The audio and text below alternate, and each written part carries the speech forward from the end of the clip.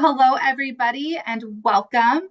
My name is Morgan Harrington, and I'm the National Coordinator of Programs with the American Liver Foundation. I'd like to start by thanking all of you for joining us here this evening for the AASLD Liver Meeting Patient Conversation, Empowering Patients to Advance Research, Clinical Trials, and the ALF Patient Registry. This meeting will be recorded and uploaded to our YouTube channel for future viewing. ALF's mission is to promote education, advocacy, support services, and research for the prevention, treatment, and cure of liver disease. As part of our commitment to the liver community, ALF offers a range of educational programs and resources for patients and providers. You can find more information at www.liverfoundation.org. We will also be dropping important links throughout this meeting in the chat box, so please check there throughout today's event. I'd also like to encourage all attendees to please feel free to raise your hand or unmute at any time if you have a question or would like to know more about an area that we are discussing. If you do not feel comfortable coming off mute, please use the Q&A feature or the chat box. We will be monitoring both. We are excited to have two incredible speakers with us today, Dr. Elliot Tapper from the University of Michigan Medical Center and Dr. Udeme Ekong from Georgetown University Hospital. Dr. Tapper is an associate professor in the Division of Gastroenterology and Hepatology, as well as the academic chief of hepatology at the University of Michigan. Dr. Ekong is the professor of pediatrics and surgery at Georgetown University School of Medicine, as well as an attending physician for the pediatric hepatology and transplant hepatology. We are going to get started today by asking two poll questions, to which you should see popping up on your screen in just a moment.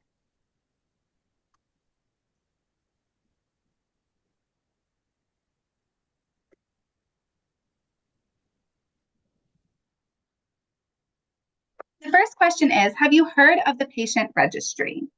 Followed by our second question of, have you joined the patient registry? I'll give everybody just a minute to fill out these.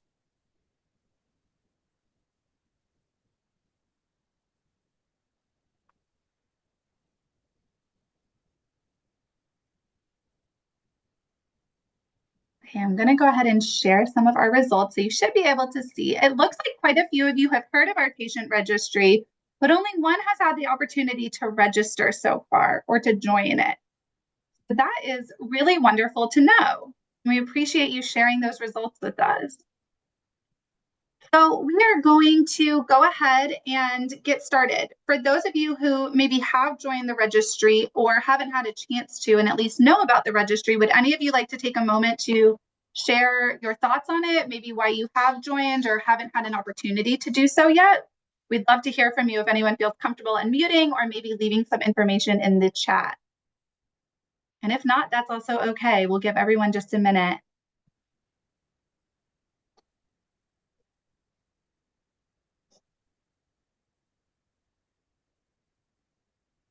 Okay, it doesn't look like any takers, and that's okay. So Dr. Tapper, I'm going to get started with you if that's okay. For those in our audience who maybe haven't heard of the registry yet or haven't had a chance to register, can you just provide us with a brief sort of high-level overview about what the registry is? Yeah, thanks for this question. So at its core, the registry is basically a survey. It's a survey that takes about 20, 30 minutes to do. You can stop and start, come back and do it whenever you're able to find the time to do that. And the purpose of this survey is that the American Liver Foundation has set up the registry to be open to all adults with any form of chronic liver disease. And the goal is to just figure out what's going on in your life, learn more about the impact of that liver disease. And I think what we'll do is we'll get into like the underlying purpose of this, but at its core, this is just a 20 to 30 minute survey, but it turns out to be a super powerful tool. Yeah, that's a really great overview of it. Thank you. So you mentioned that it's similar to a survey. So how does it work? It collects data about liver disease that researchers can use, but what is, I guess, the goal of that? Yeah, so what we're doing is we're collecting information about liver disease and about the experience that one has with that liver giving a voice to that is usually missing when we start describing the epidemiology, the burden, the prevalence of a liver disease. And it's a unique innovation to have that lived experience reflected in the survey. It's useful in a few ways, and we'll talk about the feedback loop in a bit, but I just want to come up with the two main ways that I think that this will shine. One is that it's a descriptive survey. We'll understand things that we didn't currently know about what it is to live with a liver that has any of these chronic liver diseases. And then two, from my perspective, where, sometimes I meet people who are referred to me for management, and I happen to be doing a clinical trial, or I have expertise in this condition and that patient can benefit from it. But most people do not live colleagues like Dr. Ekong. And for that reason, because everyone is spread out, but hepatologists or liver specialists are few and far between, this is now a way to connect you to the sources of that expertise, to connect you to the opportunity for deeper research, interventions that have the ability to change the course or the experience of that condition. That is absolutely fascinating. You've made a great point that it sort of connects people together. So it sounds like there's some great benefits of it, but what are benefits that people can sort of see themselves as they sign up for the patient registry?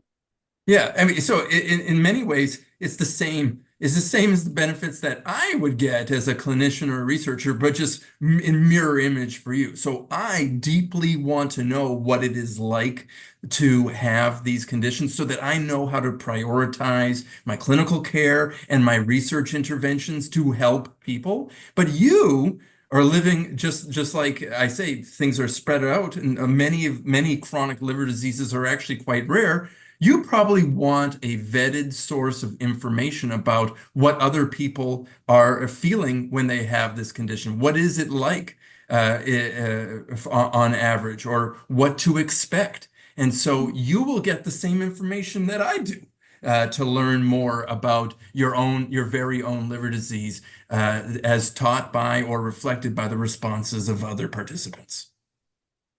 That sounds like some great benefits. Of course, everyone would love to know a little bit more about what they're going through and their own experiences and how they align with other people's experiences. But then that brings the question of confidentiality. If we're sharing these experiences and sharing these things with one another, how do we keep that information confident so that we know that other people aren't looking at what we're putting into the registry? Yeah, so I'm glad you brought that up, because it's the natural question when I start talking about sharing experiences. So for the way that the registry is built, like the underlying software is protected to avoid sending out people's protected health information, their HIPAA identifiers and so forth. And so this is a fully vetted piece of software that is of the highest grade to make sure that people's privacy is protected. I mean, there's natural risks with anything that data sources can be hacked and so forth. The only risk of a registry is that lack of confidentiality. But in this case, all of the potential foreseeable threats to that loss of privacy have been anticipated and with a very protected platform to make sure that although you see information in the aggregate, you'd never be able to sort through the numbers to find that one person with that condition in that area. No, that makes sense. And that definitely helps, I hope, ease some minds as well about that like you added those extra layers of protection that are sort of built in. So you also had mentioned a little bit about how this may be utilized in the future towards clinical trials. But when most people think of clinical trials, they think of something that's maybe invasive or time consuming. Is that kind of always the case, or are there different types of clinical trials that this could be utilized for? Oh yeah. So so like everything, there's a spectrum, and the kinds of research that's of value to people living with chronic liver diseases ranges from an observational study where we we reach out, we use informed consent, and we try to figure out with great detail exactly what is happening to people at a level of granularity beyond that which is offered by this registry. So it's kind of like the registry's idea writ large. And then clinical trials can be, it's basically is anything that involves an intervention.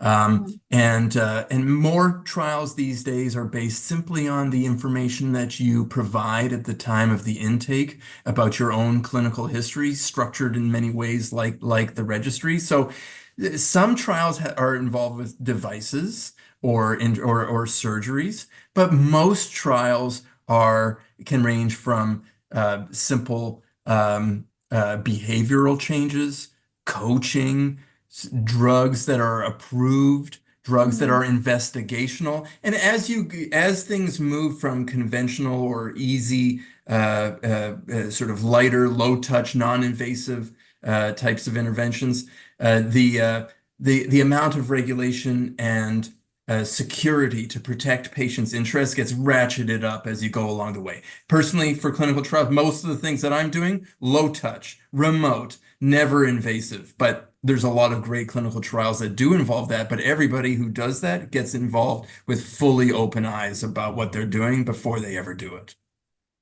No, that makes sense.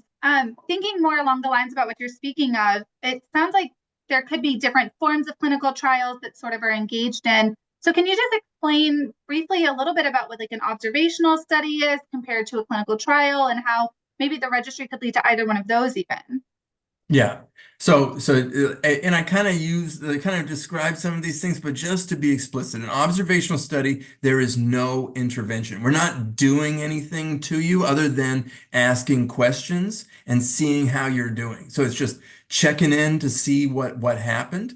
But we have a pre-specified protocol so that we're looking for specific outcomes to figure out, like, did this happen to you or your liver or your loved one and so forth. Observational. And then the clinical trial involves the intervention with that whole spectrum that we talked about.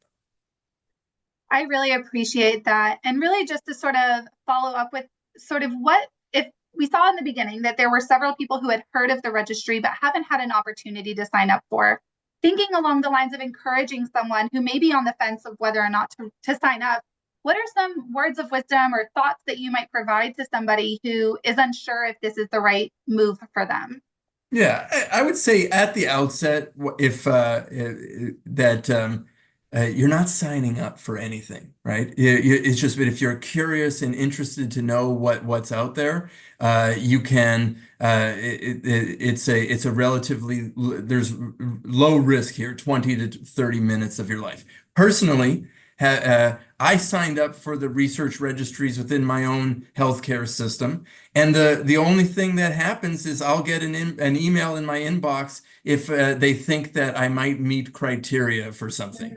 And usually I delete it because it doesn't apply or I'm not interested at the time. But there's been times that I've signed up and I've been involved in clinical trials. And so there's no skin off my back, but because I am curious, because I am interested, if I didn't sign up for it, I would have never known about these opportunities. And I really enjoyed and appreciated the opportunity to give back as a researcher to be a subject in a trial for one of my colleagues down the hall. That's so wonderful. And I really appreciate you taking time today to be here with us just to discuss more about the registry. And it sounds like we have a lot we can really learn from this once people do start signing up. Sort of along the same lines and shifting gears slightly, I am going to go ahead and put up another poll briefly. And this one is going to be about clinical trials. So this questions are going to say, have you ever participated in a clinical trial before? And would you consider joining one if you haven't? And I'll give everybody just a minute here to go ahead and fill out those answers. Got a couple more coming in.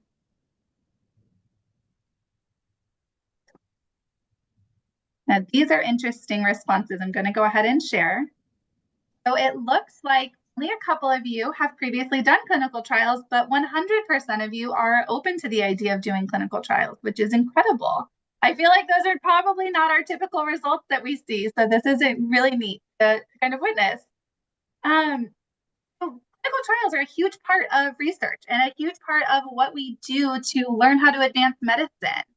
So Dr. Ekong, Dr. Tapper sort of touched on what clinical trials are, but can you give a little bit more detail about why this is something we should be discussing today?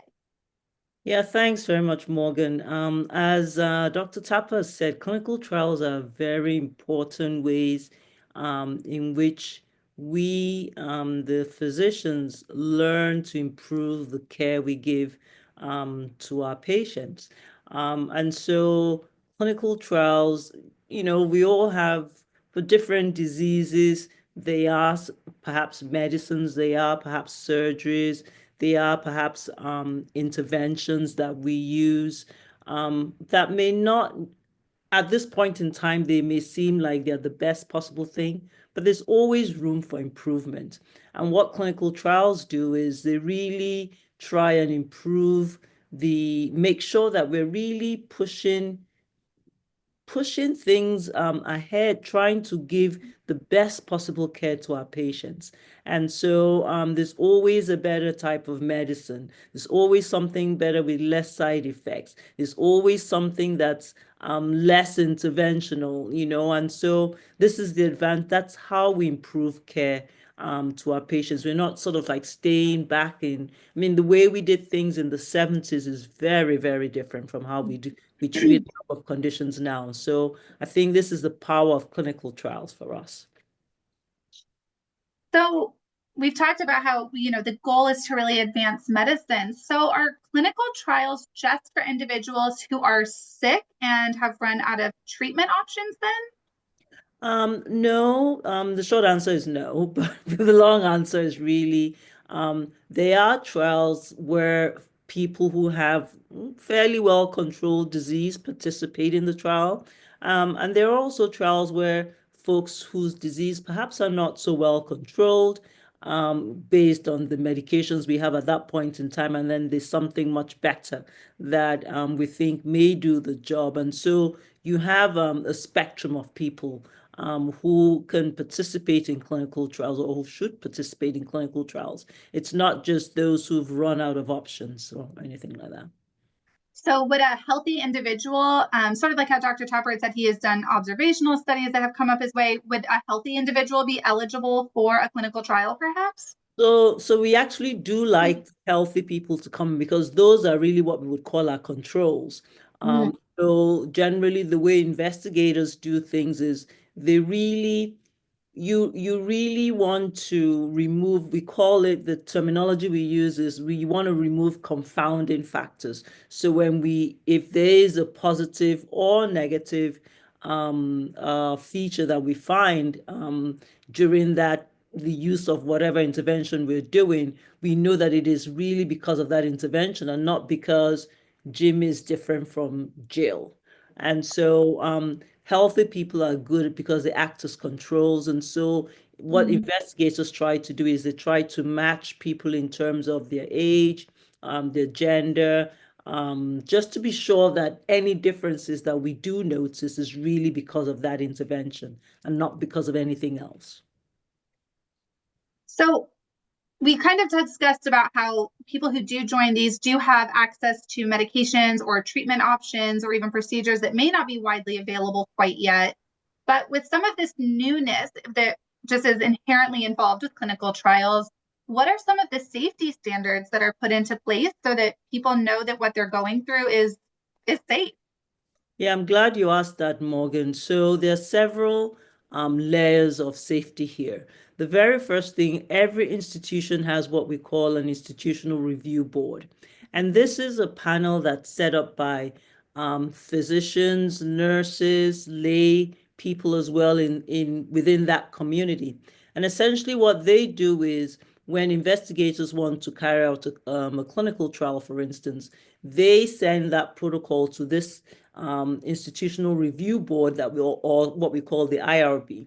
And this institutional review board, clearly who has nothing to do with the clinical trial, takes a look at all the information and really tries to hone in to be sure that if they allow this clinical trial to go on, that this is a safe, that all the safety barriers, all the safety nets are put in for that clinical trial to proceed without any issues at all.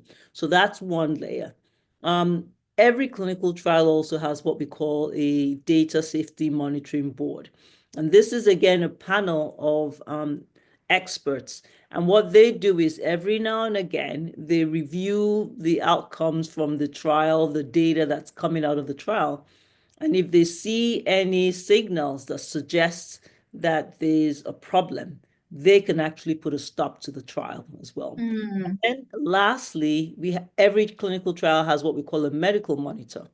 And the medical monitor, in fact, I'm a medical monitor to one of a trial that's ongoing right now in pediatrics. And essentially what the medical monitor is an expert in that field. And what the medical monitor does is the medical monitor reviews all the adverse events that the different investigators are reporting. And again, if there's anything that looks as if it's out of the ordinary, they can also put a stop to the trial. So there are all these three different layers that try to make sure that no one comes to any untoward harm. No, that sounds like there's several safety layers in place that can really just hopefully comfort people as they start to engage in clinical trials. Sort of along that line, it sounds like patients are really encouraged to make informed decisions about clinical trials before they even get started within one. As you've mentioned, taking part of clinical trials is voluntary, but what are some benefits to joining a clinical trial and then staying in a clinical trial, with some of them being quite long? Yeah, I think the first and perhaps the obvious one is obviously one's desire to contribute to improving care, maybe not necessarily for you as an individual, but for others, because sometimes that's really what happens. So contributing to development of science. And again, if one is a patient, one also would have access to these newer treatments or these new interventions, which would not be available yet to the general populace. And so I think these would be, in my mind, two important reasons to participate in clinical trials. Could I add one thing? Yes, So the one time I was in a clinical trial, it turned out that I got the placebo. It was actually in one of the original COVID vaccine trials. So but getting the placebo was probably beneficial in a few ways. And it turns out that even people who are in the control arms of studies where they're not getting the active ingredient, these people tend to do better overall because they're being observed more. There's more phone calls and outreach to find out how you're feeling. Like they're asking you about side effects because they don't know that you got the placebo or not. And your side effect might be because you're getting sick, and then all of a sudden you're getting linked to care. So you're effectively enrolled in clinical visits, like that are checking in on you. People that care, they're not your doctor necessarily, but they're obligated to report adverse events to your clinical team, and because they don't know your allocation, it might just be because you're getting sicker. So in my experience personally, and in the experience overall, the outcomes experienced by people in the control arms tend to be better than those who are never in a trial at all, simply because they're getting more TLC, more touches from a healthcare team, and so forth. So I just want to put a plug for the humble placebo or control arm, because that's the only experience I have personally. Well, let's jump into that a little bit, because I have heard a little bit of this information, how the control arm people do have better outcomes overall because they are more cognizant of what they're experiencing. They are more aware of maybe symptoms, what their intakes are looking like, especially if they're joining maybe a liver trial where maybe weight is an important factor, especially if we're looking at MASLD. So how can you speak a little bit more to that, about sort of what you just touched on, but really how that control arm can be such a powerful tool for people to use, and how genuine the placebo effect really can impact people's care? Yeah, I mean, I think the main thing is that because the placebo effect is so strong, because being connected to the healthcare team at a deeper level, it can be so motivating and helpful, and that the research coordinators or research nurses that you interact with impart advice or caring upon you, so you end up doing a lot of good things for your health. It actually makes it harder for the active ingredient or the drug to prove its worth, because it really has to be good for it to get to have a positive trial. So like for example, you bring up MASLD, you bring up steatotic or formerly fatty liver disease. If you look at this, there's a lot of people who got the placebo arm that did just as well as the people who got the active drug. And sometimes, like in a recent study, it would be like 2/3 of people did really well in the drug, but 1/3 of people did really well in the placebo. And that's because there's this magic that comes from expert teams interacting and motivating changes. We do have a question that has popped up for us. It says, I keep checking trials, but I am always deemed ineligible because my BMI is under 25. That appears to be the required minimum for cirrhosis trials. This baffles me. Do either one of you have any feedback or maybe comments for this individual regarding this? I'm going to let Dr. Tapper talk about this because I'm in pediatrics and we don't use the BMI like that. Yeah. So, okay. So you bring up this is actually like a very thoughtful question, because we're talking about all the wonderful benefits of trials, and it can be sometimes heartbreaking, like even for me when I'm trying to get my own patients into clinical trials, to learn that the inclusion and exclusion criteria can be very stringent, because oftentimes we want to find the patients where we know we can demonstrate a very large effect. So we're trying to find like the perfect patients, and what that means is that people who need things or who are interested in the trial but don't quite meet that, they're not well served by that trial. And so all I can offer there is empathy and try to explain where they're coming from. On the other hand, there's a species of trials called pragmatic trials, where you try to relax the inclusion and exclusion criteria so you can affect a larger swath of the population to render much more generalizable or widely applicable results. And those trials are becoming more popular. You don't see them as much, but that's a personal motivation for me, because what you just said is super disappointing, but it's also very common. Yeah, so jumping into the next question then, how easy or difficult is it to sign up for a clinical trial? And what should someone expect? And are there any common hurdles, sort of what was just asked, that can typically arise with clinical trials? So I think there are different ways in which people get to learn about clinical trials.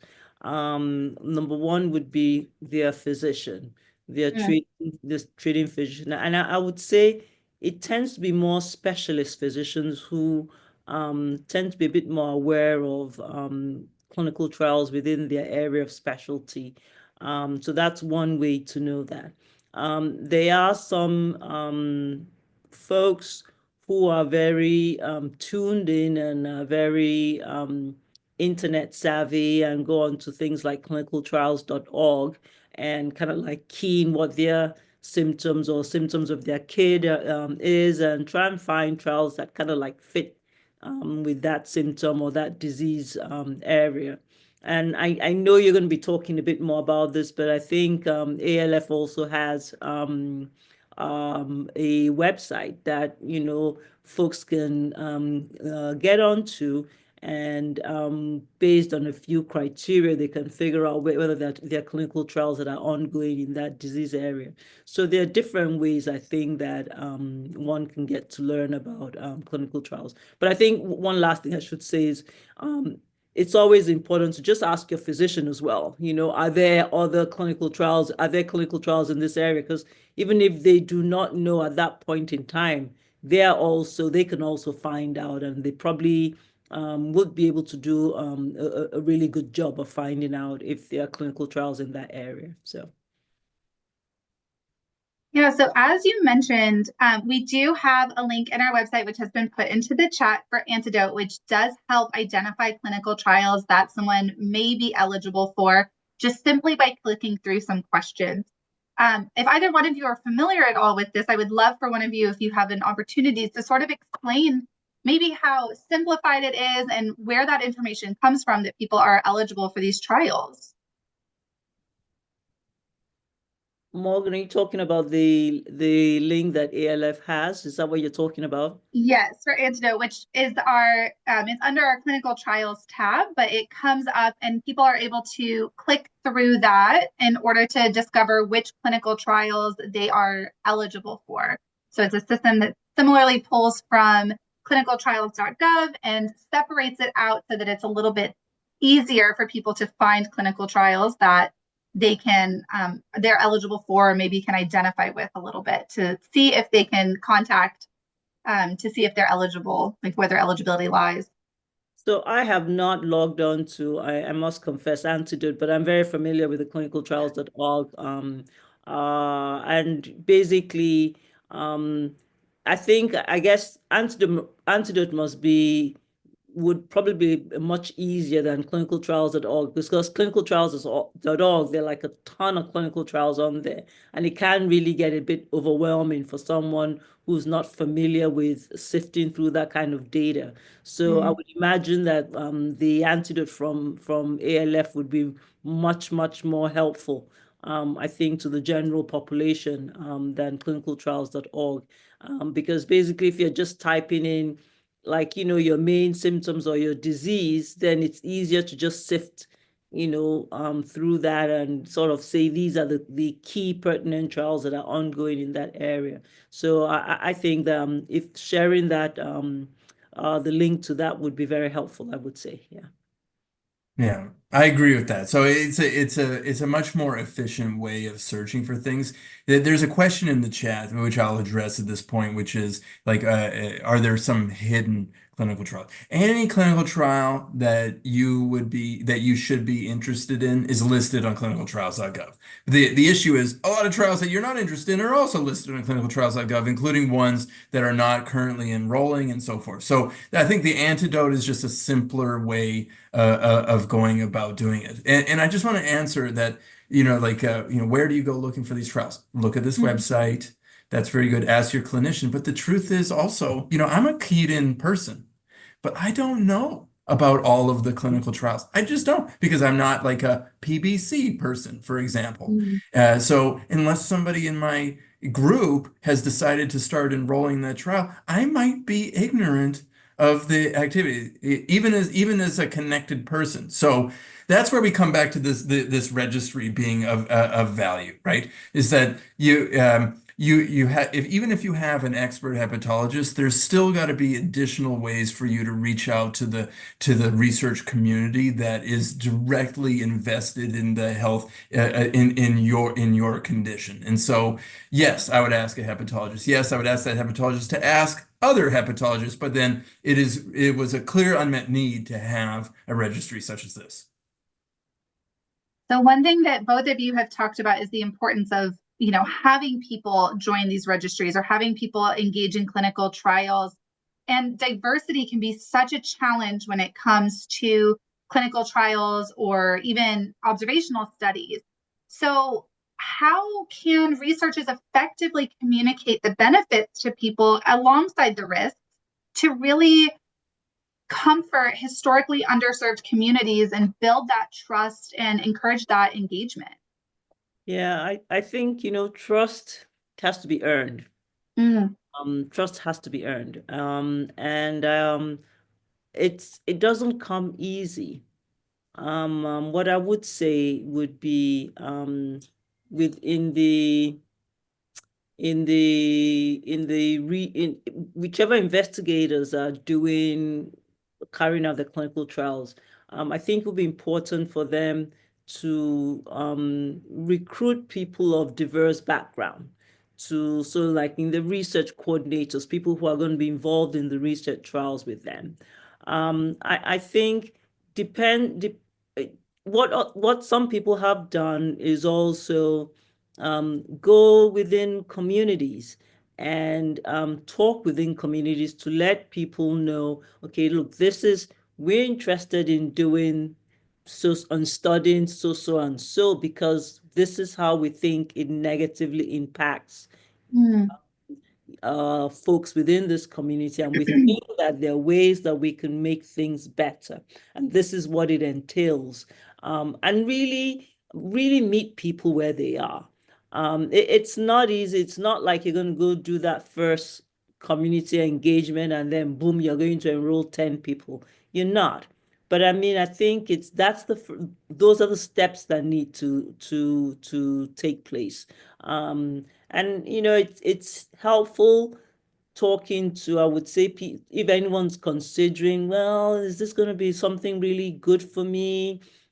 Maybe I'm interested, but I'm not really sure. It's really talking to a trusted, medically trained person as well. So someone who is not necessarily part of that clinical trial, but who is you trust and is also medical. I mean, I re-emphasize the medically trained part of it, because I think that's important. Someone who understands how trials go, because there's a lot of sometimes misunderstanding about things out there, and so it's important to get information from medically trained people. I would say, but trust has to be earned, and it's not easy. But I think it's one shouldn't just throw their hands up in the air and say, well, we can't enroll anyone who's diverse, and it is what it is. There still has to be a lot of effort put forth by investigators when they're carrying out their clinical trials. Did you want to add anything to that, Dr. Tapper? So perfectly said. I just think what I'll also this is a little bit more about this is the responsibility of the investigators and the people that are designing the studies, and to think a little bit more about how the design influences the bias in the population. And so what you learn over time is that if you want people to drive and park at your hospital in the middle of a busy city, you're going to exclude people with transportation insecurity or people that have jobs that have where they're working during the day, or responsibilities or caregiving responsibilities. So over time, what you see are more people using remote tools to enroll. So we can do things through Zoom and Sign Now and so forth. And I was recently part of a trial where you have to come in and get blood tests a lot. And the trial sponsor partnered with a group that would send people to the house to draw the blood. So a nurse practitioner drive out to the house to get them. And that kind of innovation in clinical trial design is what's required to do the work of ensuring diversity. No, and you brought up a really good point, sort of talking about exclusion by maybe to the time of day, location, expenses. Are there ever clinical trials that maybe cover some of that expense, that maybe there's a monetary compensation, or maybe they put you up in hotels or anything like that? Yeah, I can take some of that. They are, I wouldn't call it monetary compensation because it just doesn't sound great, right? Because you can never pay anyone enough for anything, right? So it's more recognizing, as Dr. Tapper said, well, if I participate in this, I wouldn't have been driving into the city to pay $50 parking, but because I'm in that trial. And so what the trial tries to do is they make allowance for either by subsidizing the parking, for instance, things like that. And by and large, sometimes coming all the way, there are meal vouchers as well that are given. So again, it's not like the clinical trial is trying to, or the sponsor is trying to give you a 3-course meal, but it's sort of recognizing some of the challenges that come. So it's because this is something that the IRB looks at as well, because the IRB, this institutional review board, does not want it to look as if you're paying individuals to participate in your trial, because that already makes it just not sound okay. And it's more trying to recognizing some of the challenges that can arise from participating in a clinical study and trying to subsidize some parts of it, but you're not paying people to participate, because that already on its own, I think the IRB would be very much against that. Again, that's another safety thing as well from the IRB. Yeah, I love that expansion on what the payment really is for, right? That it more covers the expenses that are associated with the trial rather than participation in the trial itself. Mhm. So as we sort of have wrapped up a little bit, are there any last minute words of wisdom or encouragement that both of you would like to share sort of with our audience about joining the registry or perhaps engaging in clinical trials, either from a patient perspective or even a caretaker perspective? So I would say my last 2 cents would be that a lot of what we've been able to achieve in medicine in 2024 has really been because of remarkable people who have really come forward and taken the full part in clinical trials. Uh, Pediatrics, adults. We've really come a long way, and it's really because of remarkable efforts by people who come and participate in this clinical trial. So this is really, I think, for us as physicians, this is something that's really important in improving the long-term outcomes for someone like me who's in pediatrics. I mean, my patients have like a whole long life ahead of them. And so anything that I can do to make things much better, that's really what we all want. And so for anyone who's participated in clinical trials, I would like to say thank you so much for doing that, because your participation has been an enormous drive and help for pushing things forward in field of medicine. So I can't add anything to that. So I just agree with it 100%. We did have one last question in there that just said, why join the registry, especially if it's someone who does have that lower BMI? I think what we're getting at here is about the exclusion criteria for like specific trials, but some trials might not. Just some trials focused on a condition that where weight change might be like the primary focus.